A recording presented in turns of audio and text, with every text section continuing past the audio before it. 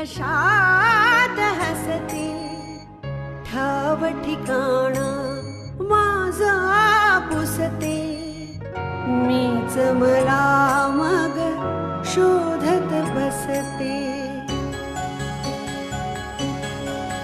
बोल मला तू हळुवार काही सांग भले तू माझा नाही कलियुगातली मीराबाई मौनातले हे शब्द बोलके तुझ्यानी माझ्या ओठे हलके असुनी ननी अश्रू पोरके क्षणात आता सरतील लाटा पक्षी घराच्या धरतील वाटा देईल हात तुझी अस्मिता अस्मिता अस्मिता अस्मिता. मी सुहास जाधव. माझं आणि अरुंधतीचं लग्न झालं. I am extremely sorry. जोपर्यंत बाबा लग्नाला संमती देत नाहीत तोपर्यंत या घराची पायरी मी चढणार नाही अशी शपथ घेतली होती. चला उशिरा का होईना म्हाताऱ्यांनी संमती दिली. आरूला अजून ही गोष्ट माहीतच नाही. एक मिनिट. चल उठ. काय झोपायची जागा काय? चल.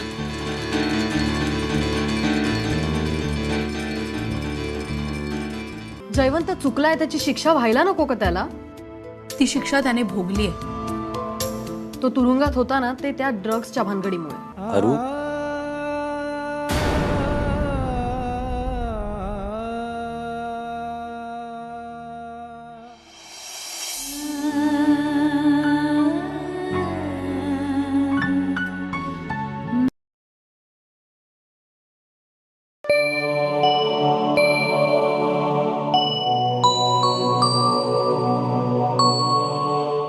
गुड मॉर्निंग आदी.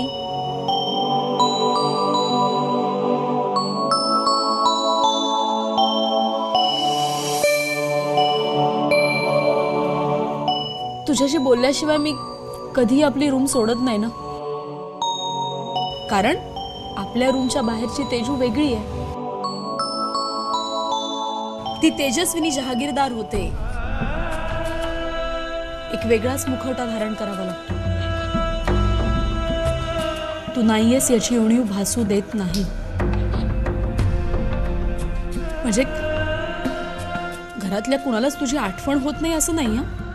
पण मला त्रास होऊ नये म्हणून कोणी बोलून दाखवत नाही इतकंच. मला आणि आपल्या बाळाला खूप जपत असतात, खूप काळजी घेतात आपली. आतापर्यंत आपल्या कंपनीची कुटुंबाची जबाबदारी माझ्या एकट्यावर होती. पण आता हा सगळा डोलारा सांभाळण्याकरता माझ्या बरोबर अभिषेक भाऊजी आहेत, वनिता आहे, अमिषा आहेत, सगळे आहेत. फक्त तू नाहीयेस.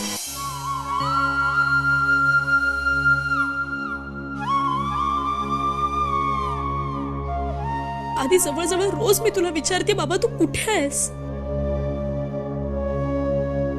घरापासून दूर राहून तू या सगळ्या संकटांवर कसा मात करणार आहेस. आधी लवकरात लवकर तू परत ये रे.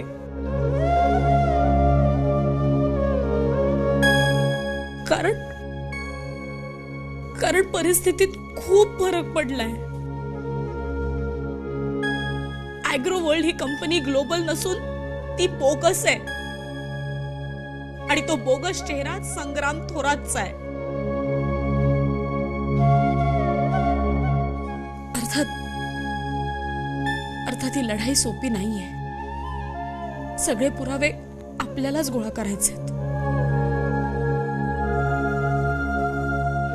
कारण यावेळी संग्राम थोरातने फार हुशारीने डाव खेळलाय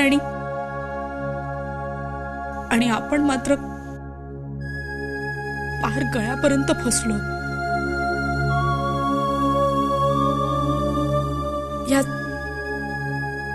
या सगळ्या संकटाला तोंड देण्यासाठी इथे सगळे जमलेत. फक्त बाळाचे बाबा नाहीयेत.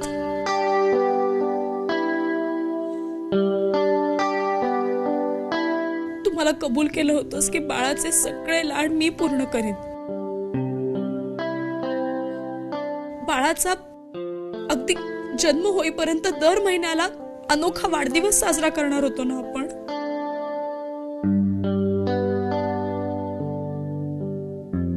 नुसत्या हालचालीने आणि हुंकाराने मला विचारत असतो, आई आई बाबा कुठे आहेत? कधी येणार बाबा? मला खूप आठवण येते त्यांची.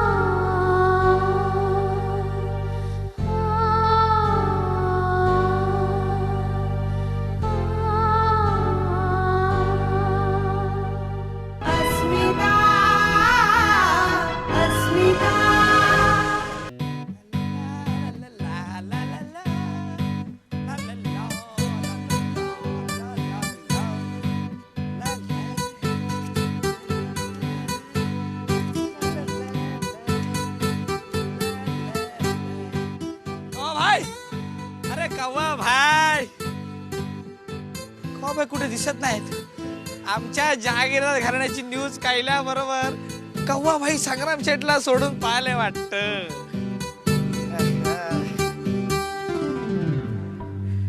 कव्वा भाई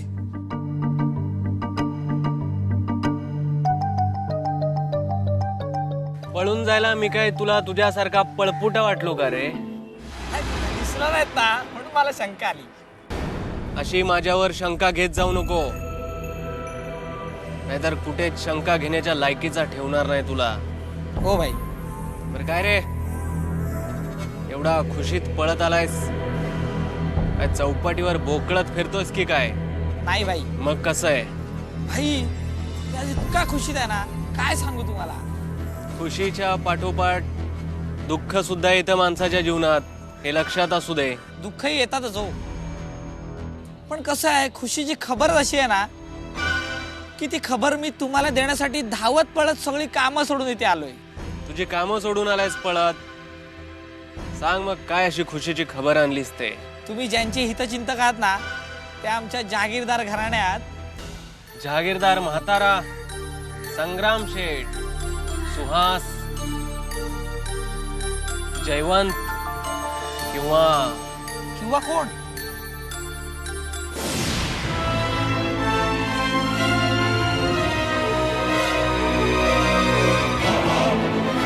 मी सुद्धा. अनेक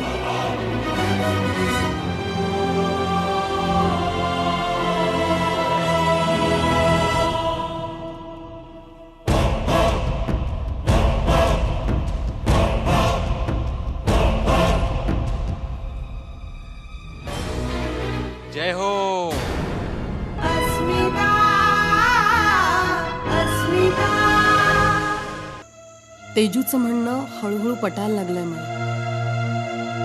रात्री तू आला होतास तेव्हा तुझं म्हणणं शांतपणे ऐकून घ्यायला हवं होतं मी. जयू, तुला आश्चर्य वाटेल पण तुला भेटायला बाबांनीच पाठवलं होतं मला. पाठवलं म्हणण्यापेक्षा बाहेर यायला भाग पाडलं. खरंच बाबांच्या स्वभावातला बदल आश्चर्यजनक आहे नाही, आणि अर्थातच चांगला. कदाचित ते आपलं लग्नही लावून देतील. पण अजून माझ्या मनाची तयारी होत नाहीये. भीती वाटते रे. नव्याने सुरू केलेला डाव परत फसला तर तोंड दाखवायलाही जागा उरणार नाही.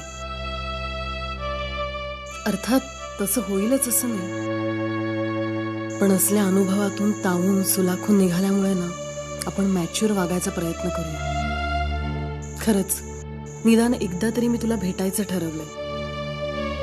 कारण आता कबूल करायला काय हरकत आहे. मला पण तुझी खूप आठवण येते.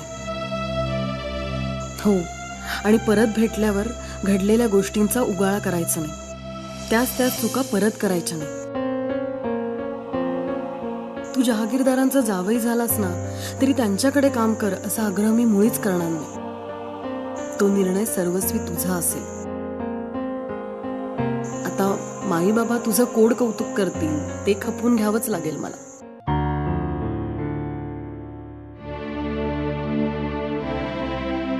तू आदित्य दादाची काळजी तर मुळीच करू नकोस. बाबांपुढे कुणाचं काहीच चालत नाही, आणि बाकीचे सगळे जहागीरदार माझ्या पार्टीत आहेत. आणि कधी नव्हे तर बाबाही पॉझिटिव्ह आहेत.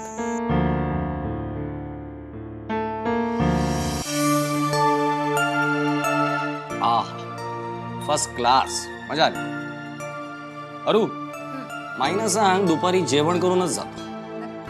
थोरल्या जावयांसाठी काहीतरी झणझणीत बेत करा. सांगते. आणि मग दुपारचं जेवण झालं की मस्तपैकी सिनेमाला जाऊया. सिनेमा. अरे बरेच वर्षात मी एकही सिनेमा बघितलेला नाही. जाऊया ना. जाऊया. सिनेमा पाहिला नाहीस यालाही कारण तुझा तो बाप. मग तू सिनेमा बघायची गरज काय होती? तुझ्या घरात एवढा चांगला ऍक्टर आहे तुझा बाप.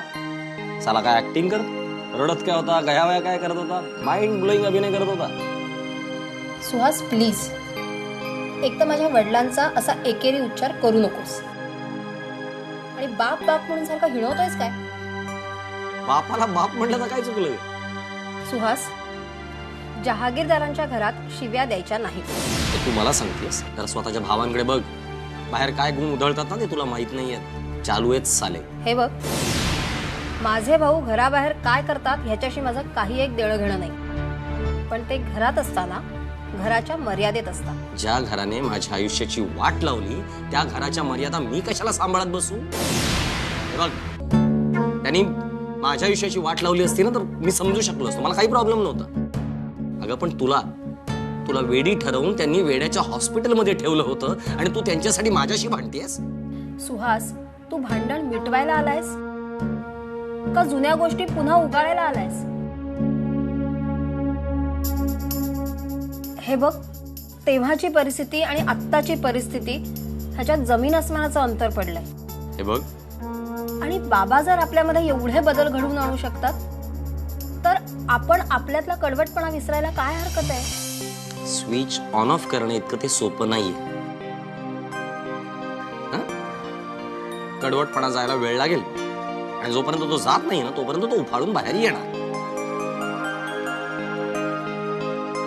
आणि हे तुला जर मान्य नसेल ना तसं मला सांग. जसा आलोय तसा मी परत निघून जा. चांगलंय. इतके दिवस मला माझ्या वडिलांनी छळलं. आता मला छळण्याची पाळी तुझी आहे.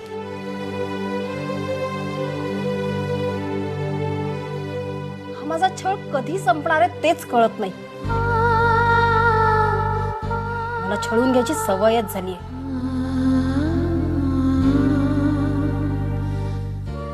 बाबा चांगले वागायला लागले तर मला चुकल्यासारखं वाटत होतं. Thank you very much. इतके दिवस बाबांनी छळलं, आता माझा नवरा. अरू, अरू,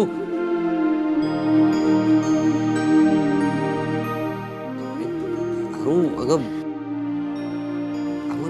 सॉरी, रिअली व्हेरी सॉरी. म्हणजे मला खरंच तुला दुखवायचं नव्हतं, पण तूच विचार कर ना की मला घरात येऊन 5 ते 6 तास झाले. तुझी वहिनी सोडून घरातला एकही पुरुष मला भेटायला आलेला नाही. तुझा तो बाप, सॉरी सॉरी, तुझे बाबा त्यांना माहित होतं ना की मी आज येणार आहे, मग त्यांनी घरी थांबायला नको? कितीही झालं तरी थोरला जावई आहे मी या घरचा. हो थोरले जावई, कोणाचंही कोड कौतुक करण्याच्या मनस्थितीत आमचं घर नाहीये. हे बघ, सध्या आम्ही सगळेच जण एका कठीण प्रसंगातून जातोय. हे बघ, आपला राग व्यक्त करताना शब्द जरा सांभाळू प्लीज. जे काही बरं घडणार आहे ते बिघडणार नाही याची काळजी घ्या. ओके ठीक आहे, मी जरा खाली जाते माईच्या मदतीला. घ्या. थँक्यू. घ्या, तुम्ही विश्रांती घ्या.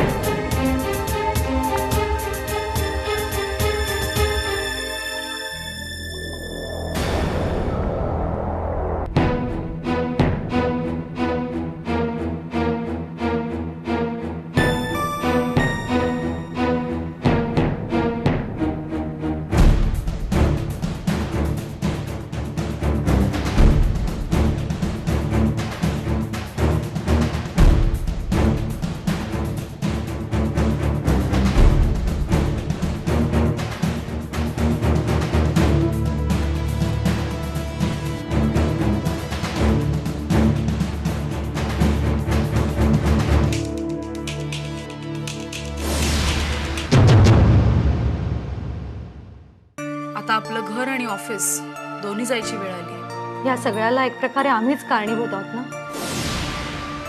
आम्ही हे घर सोडलं नसतं आणि हे पुढलं काही रामायण घडलं नसतं. भाई, बहुधाही आपली शेवटची भेट असावी.